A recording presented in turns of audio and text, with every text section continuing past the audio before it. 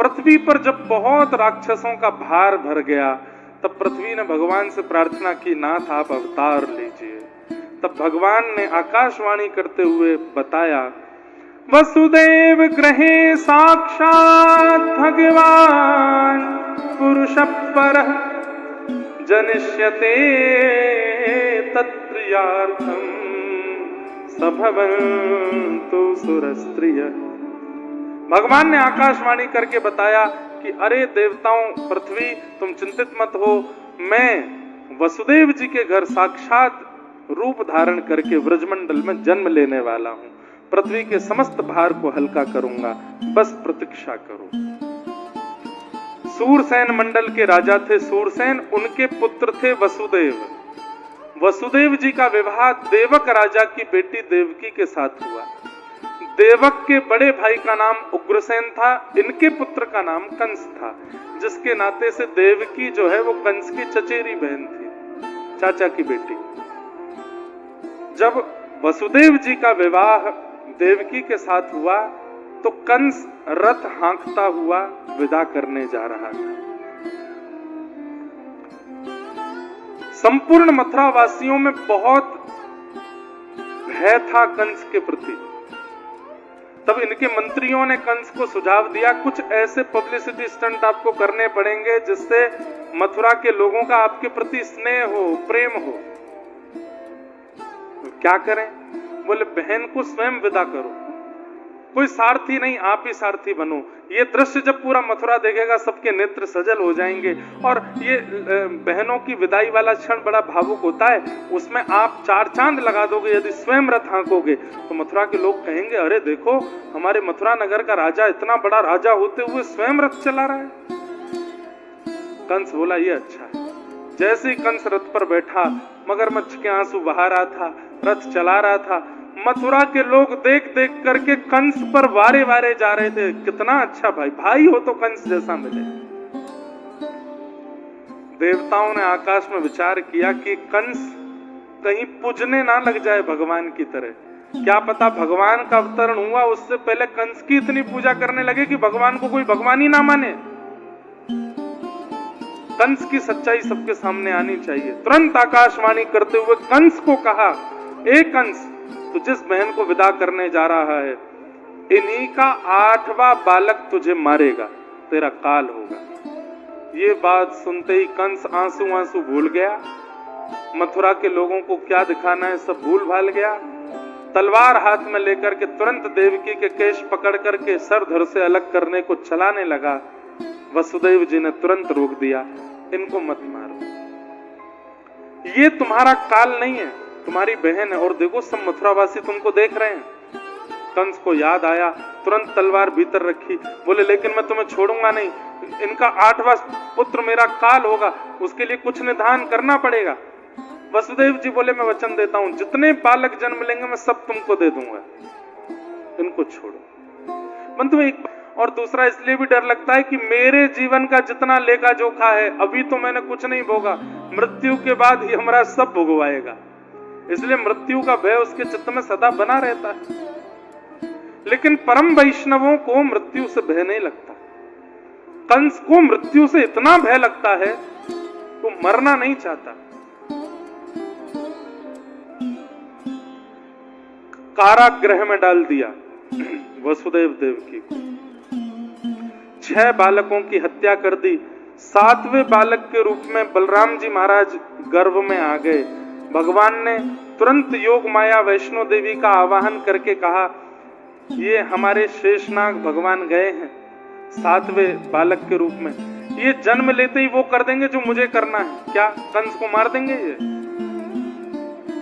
ये इनका गर्भ स्थानांतरित करो, देवकी मैया के गर्भ से इनको निकाल के कहीं और शिफ्ट करो। बोले कहां करें? बोले वसुदेव पिताजी की एक पत्नी रोहिणी जो है वो गोकुल में रहती हैं, उनके गर्भ में इनको भेजो। तब 7वें बालक का स्थानांतरित करके उनको रोहिणी जी के गर्भ में भेज दिया। और कंस को यह खबर मिली कि वो बालक तो 2-3 महीने में गर्भ में ही नष्ट हो गया। अब 7-8वां आने वाला है।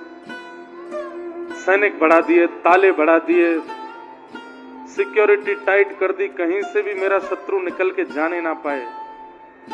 लेकिन भादों का महीना, अष्टमी तिथि, और महाराज रात्रि के जैसे ही बिल्कुल मध्य रात्रि हुई है, मंदम मंदम जलधारा, आकाश से मंदन मंदम जलधारा गिर रही है कि मैया के गर्भ से एक दिव्य तेज प्रकट हुआ, और शंख की मैया के गर्भ से एक दिव्य तेज प्रकट हुआ, और शंख चक्र गदा पद्म धारण करके भगवान श्री कृष्ण का अवतरण हुआ है। बलवान कृष्ण लाल की। अहिल्यानगर वासी बेचारे इसलिए इतने धीरे जय बोल रहे हैं कि कंस उठ जाएगा।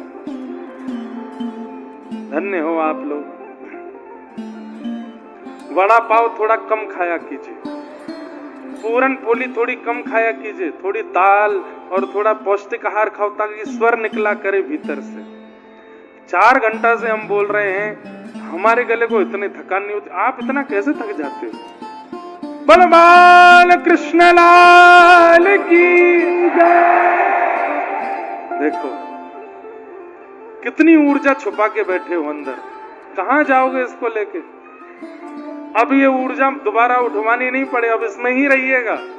जब जब जय जयकार हो, जब अब उत्सव मनाना है हम लोगों को, आज लगना चाहिए कि हाँ गोकुल प्रकट हुआ है।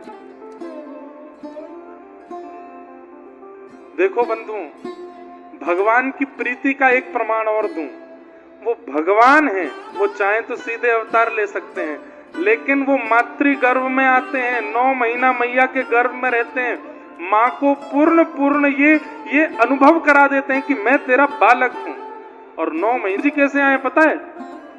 तमद्भुतम बालकमं भुजक्षणम चतुर्भुजम शंख गदायुधायुधम श्रीवत्स लक्ष्मम गलसौभ कौस्तुभम पीतांबरम। पूरे तैयार होके आए जैसे कहीं ब्याह में जा रहे हो, पीतांबरी पहन के, मणि गले में पहन के, शंख चक्र गदा पद्म लेके, धोती पहन के। मैया बोली ऐसे कोई बालक जन्म लेता है? मैया जन्म तो हम छोटे बालक के रूप में ही लिए, लेकिन ये तो हमारा परिधान है, हम इसमें प्रकट हो जाते हैं। और ये मामा कंस जन्म लेते ही बालकों को मारने ले आता है, इसलिए हम तो सुदर्शन चक्र गदा आदि सब लेके आए हैं संग में। देवकी मैया बोली मैंने पूर्व जन्म में प्रश्नी सुतपा नाम के हम दोनों दंपति थे, आपसे क्या मांगा था कि आप संतान बन करके आना, और संतान जो सुख माता पिता को देती है वैसा सुख देना। आप तो जन्म लेते ही भगवान बन गए, इसमें हमको मातृपितृ सुख नहीं मिल रहा है। ठाकुर जी बोले मैया तो फिर मेरी बात सुनो। बोले क्या? मैं अभी वस्त्र उतार देता हूँ, 2 भुजांतर ध्यान कर देता हूँ, शंख चक्र चले जाएंगे, बिल्कुल छोटा बालक बन जाऊंगा। लेकिन फिर अगर आपको चाहिए कि मैं बालकों जैसी लीला करूं तो मैं परिपूर्ण बालक जैसी ही लीला करूंगा, फिर मैं परमात्मा का अंश प्रकट नहीं होने दूंगा। देव की बोली मैं यही चाहती हूँ, आप बालक बनो। लेकिन मैया फिर आपको एक वियोग सहना पड़ेगा। क्या? 11 वर्ष के लिए मैं आपसे दूर जाऊंगा। यहाँ कारागृह में बाल लीला कैसे करता हूँ? पिताजी ले चलो मुझे। और वसुदेव जी लेकर के ठाकुर जी को, देव की मैया रोने लगी। भगवान बोले चिंता मत करो मैया, 11 वर्ष की बात है, फिर आता हूं, उसके बाद 100 वर्ष में आपके साथ ही रहूंगा। और भगवान गोकुल के लिए प्रस्थान कर गए। यमुना जी ने मार्ग दिया, वसुदेव जी लाला को लेकर के गोकुल पहुंचे। गोकुल में भी सब गहरी नींद में सोए हैं। यशोदा मैया के बगल में छोटी सी लाली सोई है, वहां भी किसी को कोई पता नहीं, सब गहरी नींद में सोए हैं, मानो जैसे भगवान ने सबको योग निद्रा में सुला दिया। भीतर जाकर के, अच्छा आप कहेंगे महाराज जी वसुदेव जी को कैसे? वसुदेव जी की एक पत्नी रहती थी गोकुल में, रोहिणी, और वसुदेव जी महीने 2 महीने में कारागृह से मुक्त होकर के अपनी पत्नी से मिलने जाते थे। उनको सब पता था गोकुल कहाँ है, यशोदा कौन है, रोहिणी के सब पता था। वसुदेव जी महाराज पहुंचे और नंद भवन में प्रवेश करके यशोदा मैया के बगल में छोटी सी एक लाली सोई है, ठाकुर जी को वहां सुला दिया। उस बालिका को लेकर के वसुदेव जी वहां से निकल गए। वापस जैसी मथुरा पहुंचे, फिर से हथकड़ियां लग गई, बेड़ियां लग गई, ताले लग गए, दरबान उठ गए। क्यों? माया का जैसे आश्रय लेते हो, माया के आश्रय में आते ही बंधन फिर पकड़ लेते हैं। ये माया है। कंस को पता चला 8वें बालक ने जन्म लिया, तुरंत कारागृह में आया, बालिका को पकड़ करके पृथ्वी पर पटका। अष्टभुजी देवी भद्रकाली के रूप में वो बालिका प्रकट हो गई और कह दिया, अरे दुष्ट कंस, तूने इतने प्रयास किए अपने शत्रु से बचने के लिए, लेकिन तेरे शत्रु ने जन्म फिर भी ले लिया और 84 कोस व्रज के अंदर अंदर वो अब बड़ा भी होगा और आके तेरा वध करेगा, कोई नहीं रोक पाएगा। कंस बोला, कहां है 84 कोस में, एग्जैक्ट एड्रेस बता दो। योग माया बोली, यत्र त्ववा। ये नहीं बताऊंगी कि कहां है, पर इतना पता है कि 84 कोस के अंदर है।